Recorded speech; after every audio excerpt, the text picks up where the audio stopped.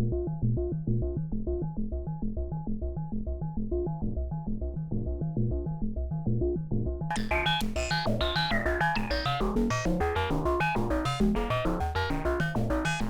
my name's Lance Hill, and we're here at my space, the Vintage Synthesizer Museum, here in the Highland Park neighborhood of Los Angeles, California. We're gonna go inside and take a look at the exhaustive collection of vintage synthesizers that we have here in the studio for you to play.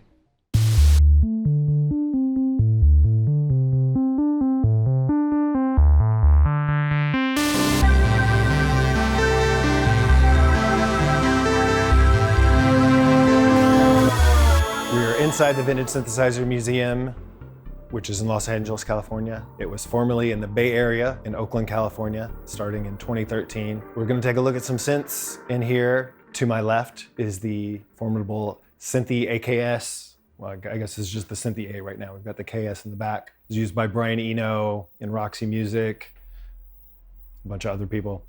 We also have right here a very rare synth, which is a copy of the EMS Synthy, and this is called the Ionic by Performer.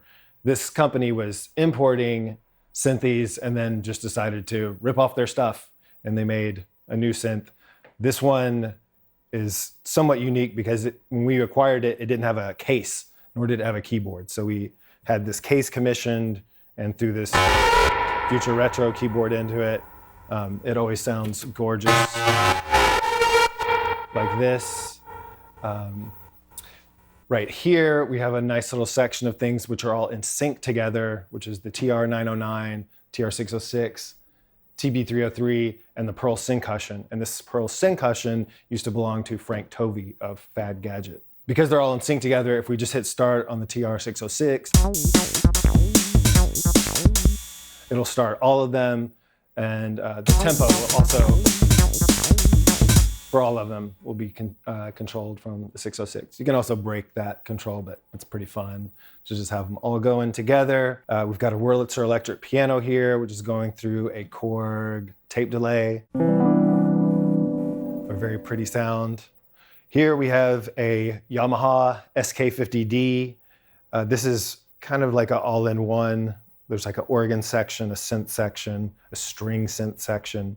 And this was acquired from somebody in San Francisco who claims that they bought it from the Brian Jonestown Massacre. And then here we have the ARP 2600 with an ARP sequencer and this drum machine. This was acquired from someone also in the Bay Area, but who used to live in the Boston area and used to work for ARP. According to them, this ARP 2600 was brought in by Joe Zawinul to be repaired. ARP said it was too much to get it repaired right then, so they just gave him a new one, and they took in this old one, and then he acquired it. So supposedly, this ARP 2600 used to belong to Joe Zawinul, who played in Weather Report. And this is just one of 6 sections here at the Vintage Synthesizer Museum. It's actually a recording studio. Everything here is going into a mixer, and then this mixer is routed to our recording interface.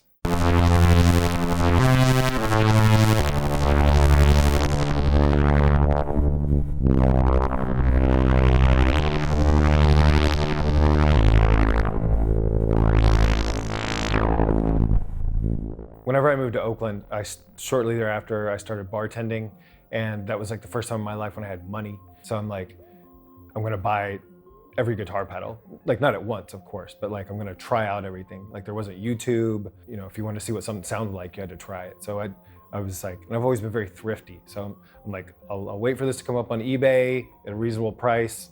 I'll buy it. I probably won't like it, and I'll just resell it. And then kind of just ended up doing the same thing with synthesizers. I was like, I need a synthesizer for my music project.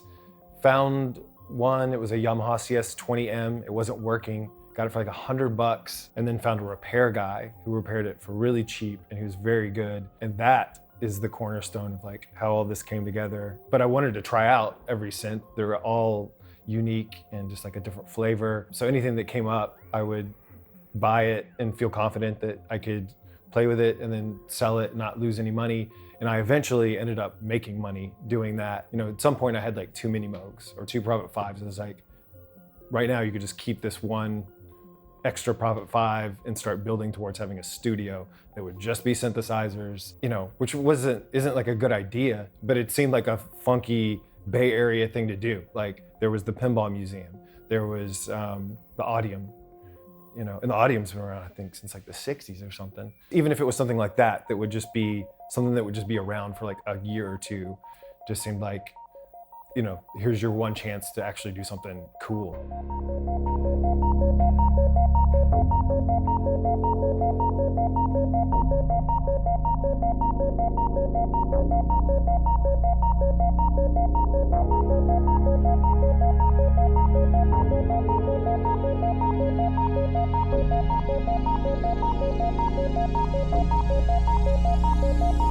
Here we have a Rhodes piano. I have a Craigslist anecdote about this. I saw this come up in the Berkeley Craigslist for $50. I did not have a car. I had to call an Uber XL to take me like less than a mile to this guy's house to pick up this electric piano and then take me back to the Vintage Synth Museum in Oakland. And it cost me more to take the Uber XL than it did to buy the Rhodes. That's my anecdote. Up here we have the Roland SH2000. This has the famous popcorn sound, which sounds just like popcorn that you eat. This is a Russian synthesizer. We don't know what this is called because it's in Russian, but it sounds like that. Here we have a real mellotron, or not a digital mellotron. And this has tape reels inside of it. Each tape has 3 different sounds. So this one has flutes, strings, and cellos. If you want to see what one of these cartridges looks like, it looks like this. And there is a strip of tape for each key. We kind of see how this lines up. So every time you hit a key, it's pressing down a tape playhead onto one of these tapes. And when you move the preset knob there, it moves the head over the tapes to get to one of the 3 tracks. Here we have a DK Synergy, which is an early digital synthesizer. This has 24 presets on it. There's also a place where you can insert cartridges. Wendy Carlos was a big user of this synthesizer, and she made custom cartridges that you could buy from Synergy that had sounds that she had created. Once you hit the cartridge button, then you'll be using the sounds that are on the cartridge, and that's a sound that Wendy Carlos made. This is the Roland SH5, which is a beautiful old synthesizer. I don't really have any knowledge or anecdotes about it, but it sounds sick.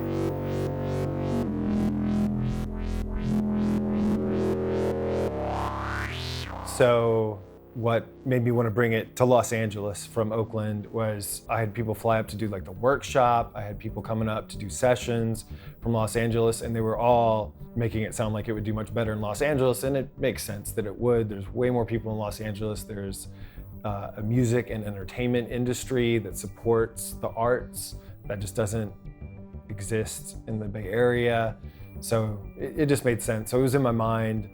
By that point, you know, the Synth Museum had been open for a little while and was kind of coming into its own. It was like maybe apparent that it could be something that could last for more than a couple of years. I just decided to start flying down here every few weeks and look at places, and eventually found this place. Brought everything down here in 2 different 25-foot U-Haul trucks over a couple weeks. First we brought down everything that wasn't a synthesizer, and then the second load was everything that was all the synths and everything else that was left. And we were really smart. We went through the grapevine both times, but nothing shifted. Had people who could really play Tetris in the U-Haul truck.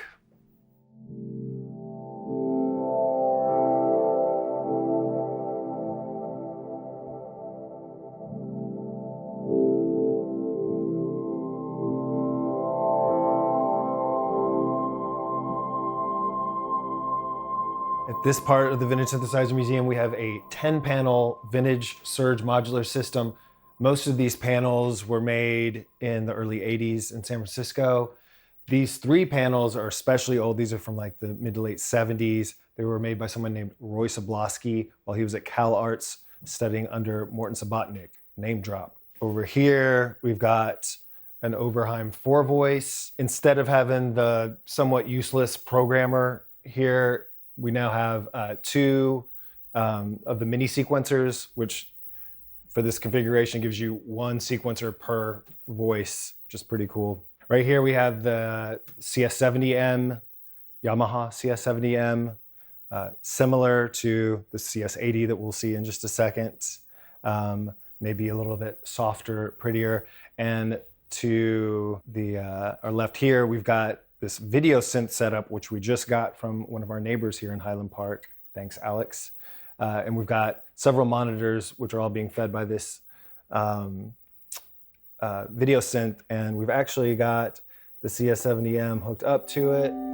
So we should get a little bit of change in the screen there. When we play it, pretty cool.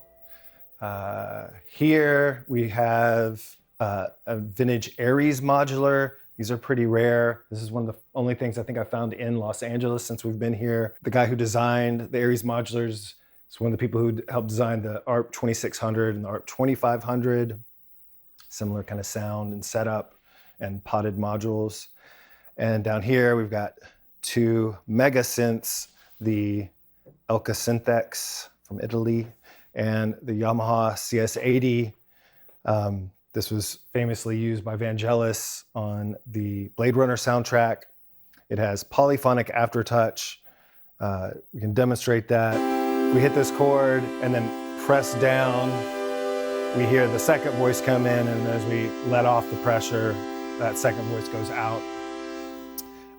This is a very rare and sought after instrument. I found this one on Craigslist. The way I found this on Craigslist was I'd had a want to buy broken used synthesizers ad up on Craigslist for years. I noticed that someone else had kind of taken my ad and reworded it. I thought it would be funny to just copy and paste their rewording of my ad and post it back up, which is what I did. And someone responded to that repost of that ad with the CS80, and that's how I got the CS80 through Craigslist.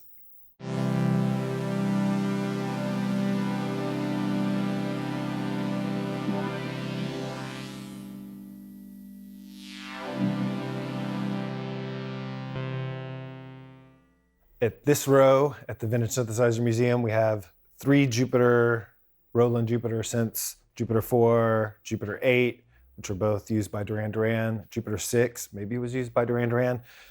When I bought this Jupiter 6, I was told that it was previously owned by Steve Porcaro of Toto. I met Steve Porcaro a couple years ago. I told him that I had procured his old Jupiter 6. He told me he never had a Jupiter 6. Here we have the Gleeman Pentaphonic Clear, super rare synthesizer made by the Gleeman brothers in Mountain View, another Bay Area thing. Got this from a guy in San Jose who bought it directly from the Gleeman brothers. It was originally a black Gleeman Pentaphonic. That's how they initially came out. But when they came out with the clear one, he had them retrofit it to be a clear one. The clear ones also have guitar strap pegs on the side and a 50-foot power umbilical cord. So the guy then wore it on stage in the 80s and played this Gleeman as a keytar in some band in San Jose in the 80s. We've got the Roland TR 808 right here, probably the most ubiquitous drum machine ever. Egyptian Lover has played and made patterns on this 808, proud to say. SH101, techno everything. We've got Moog Taurus pedals down here, Moog Source up here. The Rentals use this synth. And when I first moved here into this building, there were some people in here having a session, and I noticed I could hear someone talking who was not in the session, came out, took the guy outside. I was like, oh, these people have space rented. Turns out it was Matt Sharp. The next day I woke up and there was like this great post on Instagram, and he had taken some pictures and he basically typed out everything I told him about the spot. And I was like, oh my God, it's the guy from the Rentals. He was just jogging in the neighborhood and he came through. But yeah, Got the mini Moog here. Above it, we've got this sample and hold controller, which will just play the mini Moog for us.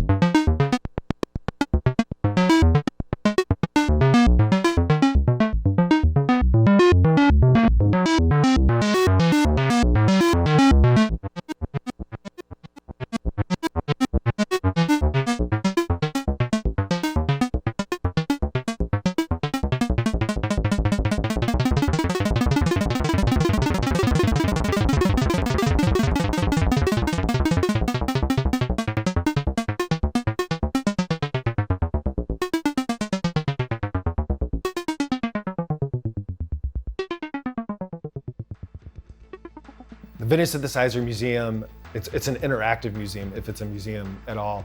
And everything here is set up to play and to record.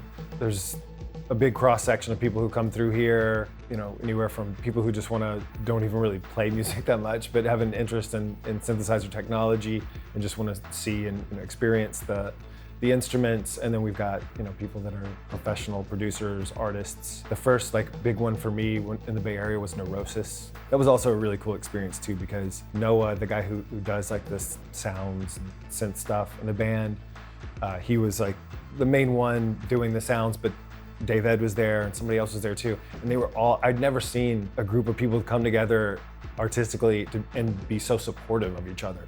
It was the most positive, creative work environment I'd ever been around. And I got to help them too.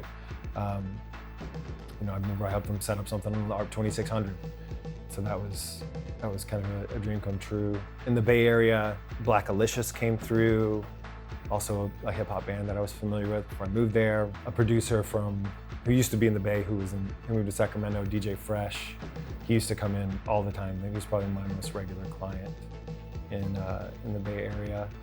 Since moving to Los Angeles, I definitely have some people that people would recognize come through here. Kevin Parker from Tame Impala was one of the first names that people would recognize who came through in Los Angeles. Damon Albarn's been through here. Egyptian Lover came in with Peanut Butter Wolf, did a recording on 808 Day. Hopefully there'll be more of that in the future.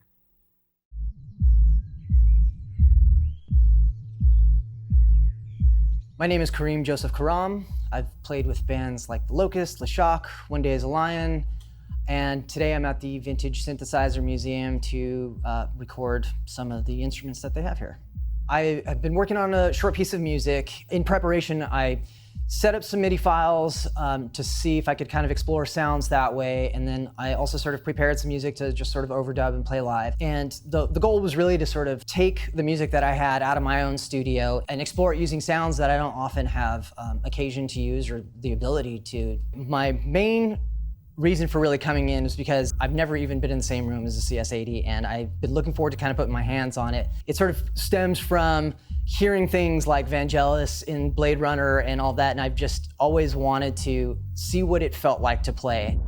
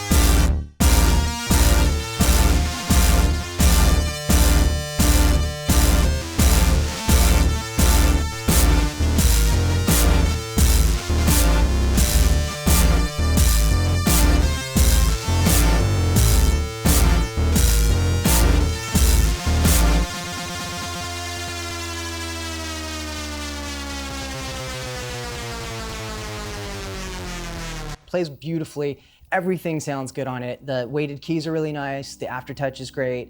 It was an amazing experience to finally get to sort of commune with one.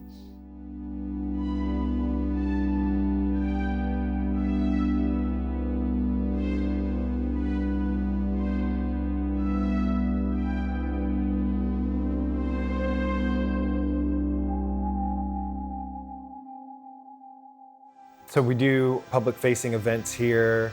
There's at least one monthly workshop that goes into like the fundamentals of synthesis, which I think is very important for people to get into if you're not super familiar with the basic fundamentals of like a synthesizer voice. Once you do become familiar with that, synthesis and working with your synth is really going to open up. And we've been doing a monthly sound bath, which is basically just like an ambient music performance for a few years now. We've been doing it on every second Sunday of the month. And in the Bay Area, the first few times I did it, a lot of people showed up. And by the last few times, like right before COVID, it kind of just dwindled off. But since doing it in LA, I don't think we've ever done it with it not selling out pretty quickly. People seem very into it and excited about it in Los Angeles. All the synthesizers are routed into one of 6 mixers around the room. There's individual monitoring. So when we're doing the sound bath, we've got different sounds coming out of different speakers around the room, so it sounds different. I have had other people do sound baths too. I basically give someone kind of like a week-long residency here, and they could come in and prepare and record during that week, and then do the performance at the end of the week. Dan's from Synth History just sent me some footage of her. She's like mastering the recordings that she did for her sound bath with Michael Stein right now. That's something cool. Hopefully, maybe have more recordings come out of sound baths.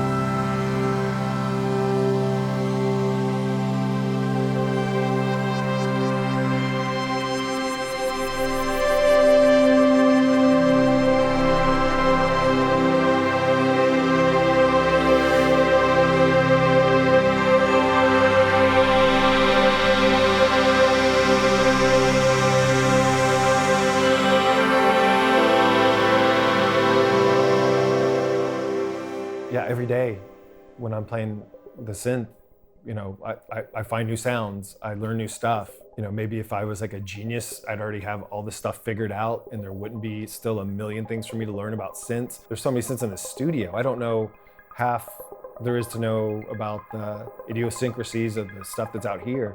I mean, I know a good deal about it, enough to help people who come in here. But yeah, there's just so much to learn, and it's fun for me.